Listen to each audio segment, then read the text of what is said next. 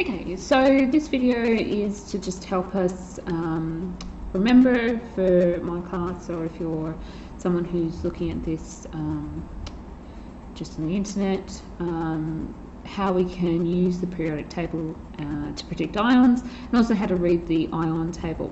So you will most likely have seen this image before of the periodic table. You'll see that I've coloured it in, and most of the ones that you find online have already been coloured in for you, and it's just showing us how the elements are grouped together in how they're similar. So for example, group 1 starts with lithium and goes down to francium. Now hydrogen is different, so we'll talk about it in a minute. These all are called alkali metals, alkaline metals, transition metals, other metals, rare earth metals. These ones here in red, including hydrogen, are behave as both a metal and a non-metal. So they have properties in different circumstances where they behave as either a metal or a non-metal. You've got your non-metals here. This is a non-metal column as well, but they are called halogens. They are highly reactive, and we'll talk about why in just a moment. And finally, you've got your noble gases, which are non-reactive at all. So one of the things we can do with the periodic table, and you've probably numbered them, and the one I've got has actually already been numbered for me, I can go through and predict what sort of ions they're going to form. So for example, group 1, with the exception of hydrogen, will become +1 because it'll lose one of its electrons, meaning that it has one more proton, which is positively charged subatomic particle, than electrons. Group 2 loses 2, 3 over here, with the exception of boron, because boron can behave both as a metal and a non-metal. And then you have these ones here, and again we've got a mixture, so the metals are going to have a different, we're not going to look at tin, lead and fluorine, I think it is, too much. Carbon is obviously incredibly important, and we'll talk about that in a different way in a moment. And then you've got your non-metals here, your traditional non-metals. So you've got nitrogen and phosphorus, which will become -3, -2, -1, and these ones have no charge, so they very rarely react chemically, and only in extreme circumstances. The reason these ones are going to be negative is because they have an imbalance of electrons. So they have more electrons than protons. These ones here have more protons than electrons. I left out the rare earth metals. We don't really talk about. They do react chemically, but because they're rare earth metals, they're not ones that we typically see in our everyday life, and most of them are radioactive, so we're not going to be using them in our chemistry classes. These ones in blue are called transition metals, and they're quite important in that depending on how excited they are will determine how they react. So sometimes, for example, copper here can be copper 1 or copper 2. Iron can be iron 2 or iron 3, and we'll talk about that later on. Cobalt as well. So they essentially play by their own rules, and we can determine their charges based on what Roman numeral is written after the word, or based on what anion they're with. Now, I've just introduced a new word. So if we put a line here and we go across, these are going to form cations, which are positively charged atoms on the periodic table, or molecules if they're not on the periodic table. And there's very few cation polyatomic, and we'll talk about those in just a moment. And then the negative ones are anions, so we're going to talk about that today. So your periodic table can tell you predict how they're going to react, and the reason we need to know this is obviously we're going to start forming chemical formulas from worded problems or from reactions that we observe in class. So periodic table is a good starting place to work out what we would predict to happen, and then we can also work out the balancing for our ionic compounds. Now my class has done ionic compounds earlier this term.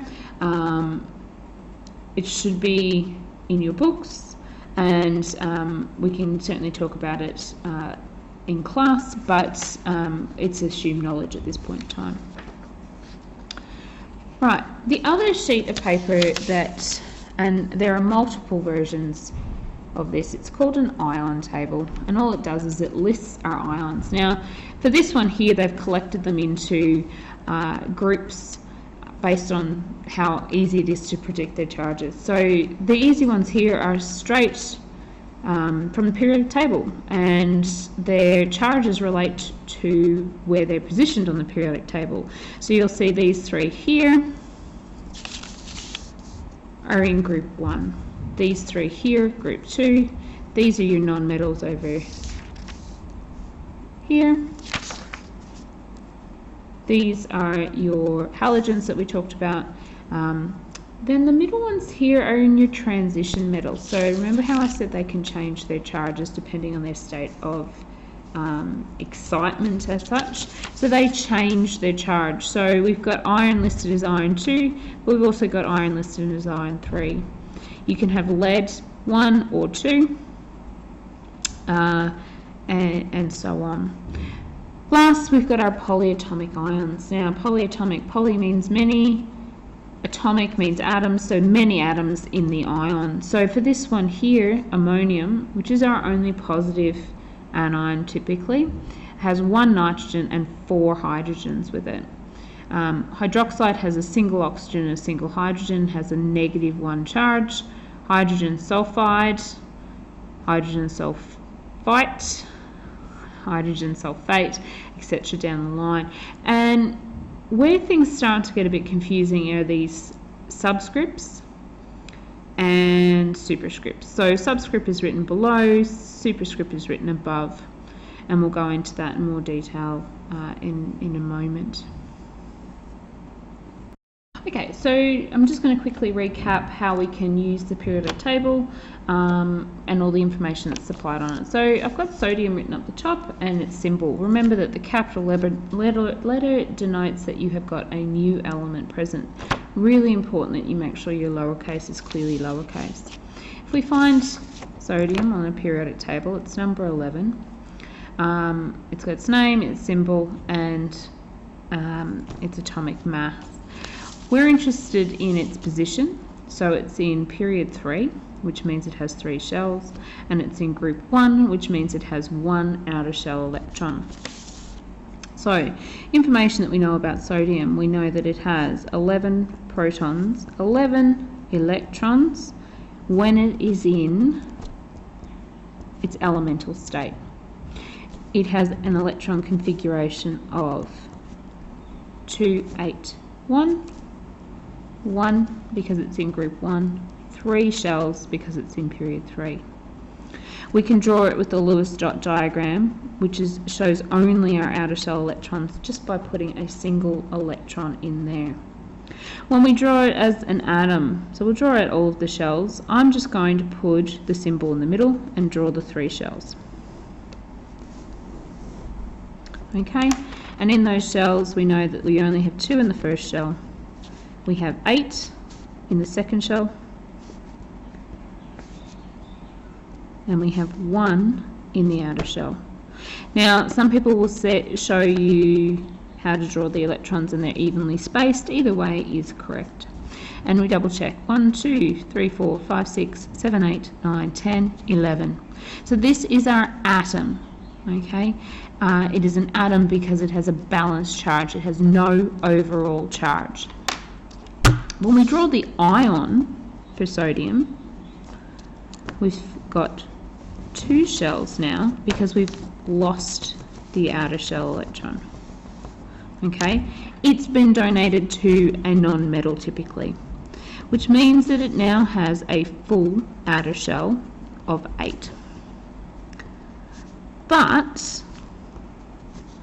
it now has 11 protons but only 10 electrons. So you've got 10 positive minus 11 positive minus 10 gives us 1 positive.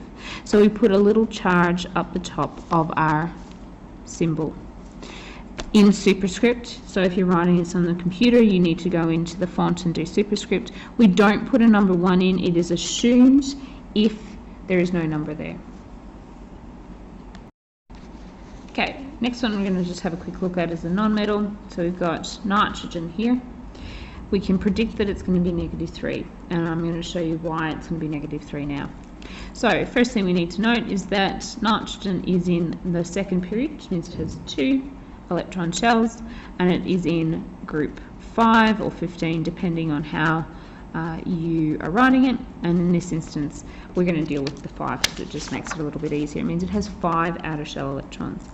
So its first shell is going to be filled, as we've got here. The second shell is going to have 5 in it. And that is how nitrogen is as an atom. Okay? Nitrogen as an ion has its 5 that it started with, but it has 3 that it's gained from somewhere else. So it might have bonded with 3 sodiums, which has given up, each one of the sodiums has given up one of its electrons, which has then been given to nitrogen. So this becomes the ion nitride. Okay, that's where you need to use your periodic table because the nonmetals do change their names. And the reason it's nitride as an ion because it has an imbalance. So it still has its 7 protons. The 7 protons are what make it a make it nitrogen essentially. But it now has 10 electrons. So if we do +7, -10, it gives us a -3 charge. And again, we write that in superscript above the element.